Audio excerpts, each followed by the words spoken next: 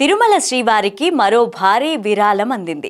హైదరాబాద్కు చెందిన ప్రముఖ వ్యాపార సంస్థ ఆర్ఎస్ బ్రదర్స్ ఈ భారీ విరాళాన్ని అందజేశారు. టీటీడీలోని వివిధ ట్రస్టులకు 3.70 కోట్ల భారీ విరాళాన్ని ఆర్ఎస్ బ్రదర్స్ సంస్థ ఎండీలు పొట్టి వెంకటేశ్వర్లు, రాజమౌళి ప్రసాదరావు, మాలతి, లక్ష్మీ కుమారిలు శ్రీనివాసుని దర్శించుకొని అందజేశారు.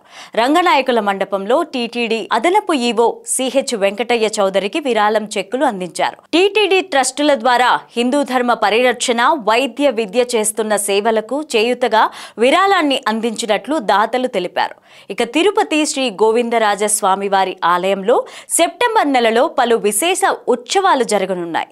అయితే సెప్టెంబర్ 6, 20, 27వ తేదీల్లో శుక్రవారంలో సాయంత్రం 6 గంటలకు శ్రీ ఆండాలమ్మవారిని ఆలయ 4 మాడవీధుల్లో ఊరేగింపు నిర్వహిస్తారు. సెప్టెంబర్ 4న ఉత్తరా నక్షత్రం సందర్భంగా సాయంత్రం 6 గంటలకు ఉభయ నాంచారులతో కలిసి శ్రీ గోవిందరాజస్వామివారు భక్తులకు దర్శనం ఇవ్వనున్నారు. సెప్టెంబర్ 13న శ్రీ గోవిందరాజస్వామివారి ఆలయంలో పవిత్రోత్సవాలు జరగనున్నాయి. అంకురార్పణ చేస్తారు. సెప్టెంబర్ 14 నుంచి 16వ తేదీ వరకు పవిత్రోత్సవాలు. సెప్టెంబర్ 18న శ్రీ గోవిందరాజస్వామి వారి గరుడ సేవ ఉంటుంది.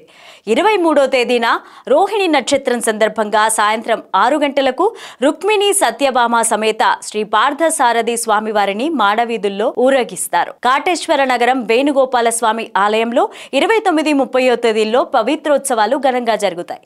వైదిక సాంప్రదాయం ప్రకారం జౌతా శచవం, మృతోత్సవం వేళల్లో ఈ ప్రవేశం నిషిద్ధం. అయినా యాత్రికుల వల్ల గానీ, సిబ్బంది వల్ల గానీ తెలియక ఇటువంటి దోషాలు జరుగుతాయి. ఇలాంటి వాటి వల్ల ఆలయ పవిత్రతకు ఎలాంటి లోపం రానియకుండా నివారించేందుకే ప్రతి ఏడాది పవిత్రోత్సవాలు నిర్వహించడం ఆనవాయితీ. ఈ పవిత్రోత్సవాలలో ఆలయ శుద్ధి, పుణ్యవహచనం వంటి కార్యక్రమాలు నిర్వహిస్తారు.